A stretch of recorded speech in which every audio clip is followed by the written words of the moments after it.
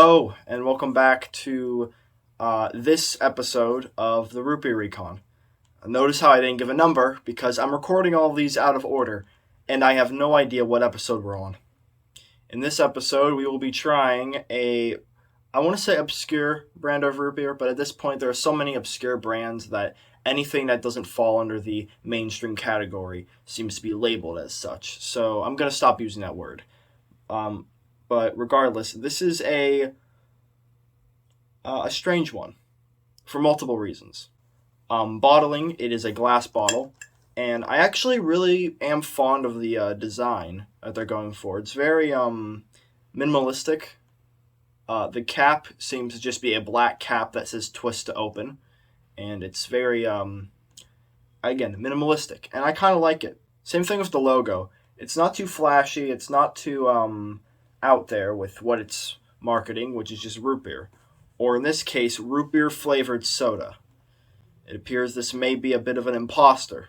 I need to start writing scripts. Yeah. Anyway, without further ado, let's get into this. So, this exactly, the brand is a Market District. This is Market District root beer flavored soda.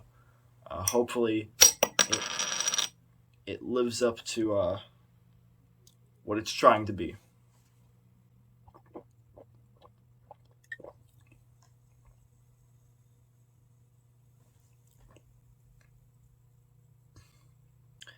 Okay, so first off, without even finishing the bottle, like I usually do, I would just like to say it's very sweet. The flavor really, it really kicks a little bit. Now, the only reason I say this is because it contrasts very much so to other root beers that have a more subtle and less intense flavor. And that's something that should be noted. I think that could possibly be due to the fact that this isn't actual root beer. At least by name, it's not actual root beer. I don't know if that's just a weird name that they gave it, or if it actually is just soda that's flavored to be root beer and not actual authentic root beer. And I think there's definitely something to be said here. I'm going to put this down. There's something definitely worth mentioning when it comes to sodas and pops and any sort of, in general, Pepsi, Coca-Cola, anything really. A lot of people scoff at root beer for not having a lot of flavor or for having a strange flavor. It's because they aren't used to, or at least they don't have the right expectations going into drinking it. They think it's going to be like any other soda. It's going to be really sugary, really sweet, and the only reason I say that is because it's not a bad thing, obviously, you know? When something like this comes around, which it tastes more sweet, it tastes more soda-like, it does raise a couple questions, because I like the flavor. I think it's sweeter. I think it has more flavor than other root beers. But is that really what we're going for? Because what stops me from getting Coke, putting it on this list, and then rating it a 100 in flavor, a 20 out of 20 in flavor, just spiking the grading up because it has a stronger, sweeter flavor? We have to have a set standard for what we're expecting when we're drinking stuff like this. And for that, what we are expecting is to drink root beer. The thing about root beer is it doesn't stand to be a really sugary, sweet, strong tasting beverage. No. What it stands to be is its own thing. And that I like about it.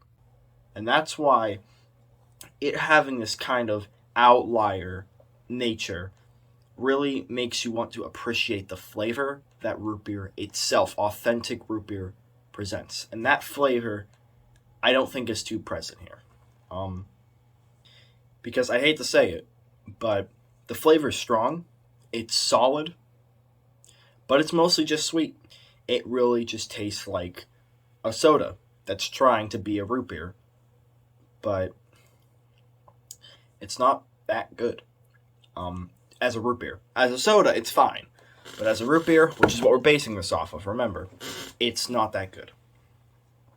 And that's what we need to focus on from here on out with the series, is that we are trying to grade root beer. 朋友是一个坚韧不拔的纪录片，在香港这座。 Hi, it's me again. Okay, look, I know, abrupt cut, different shirt, listen, I may or may not have recorded and made that video before I rebooted the series and changed the grading scale.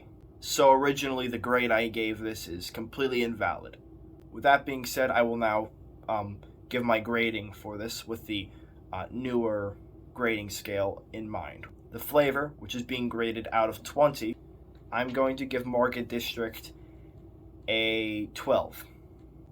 Simply for the reason that despite the fact it has a solid and overall satisfying flavor, it is still overly sweet to the point where the root beer flavor itself, if there is any, is being masked and overall negatively affected.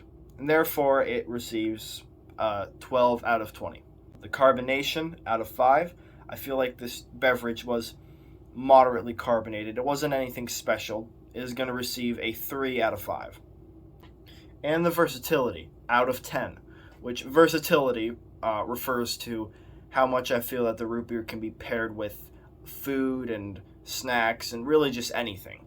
This is more so based off the aftertaste and really if there's any unique or strange parts of the flavor that I feel like personally would interfere with the flavor of most food.